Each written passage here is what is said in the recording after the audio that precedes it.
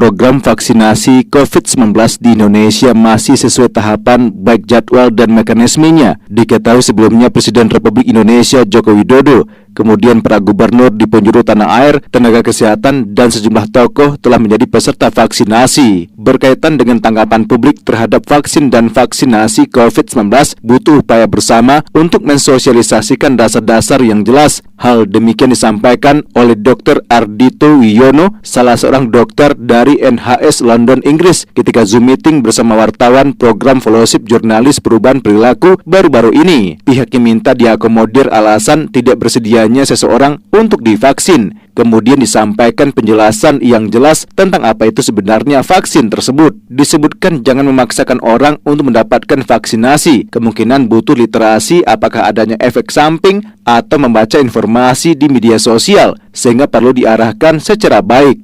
Itu tantangan yang susah sekali sih. Sebenarnya di Inggris ya sejak Andrew Wakefield mempublish studi dia MMR yang sudah beberapa kali udah bukti itu fabricating results dan discussion yang nggak benar. Di mana misinformation dan fake news dan hoax soal vaksin itu kuat sekali. Dan terus terang sebagai dokter kami setiap hari ketemu pasien yang skeptik vaksin, dan dalam pengalaman saya cara paling baik ya ini call pribadi aja, ini kita jangan lawan langsung tapi dengan tenang, oke, explain poinnya ABC, kenapa Anda nggak mau vaksin, apa karena takut side effect-nya, apa karena ada baca berita di Facebook. Ini itu case by case basis menurut saya. Susah kalau mungkin malah salah nih, saya nggak ada pengalaman pers ya, nggak ada pengalaman marketing, nggak ada pengalaman kominfo untuk menyebar message pro vaksin ini. Tapi di dalam dunia kecil dokter saya aja ini case by case, kita harus benar-benar mendengar orang itu, why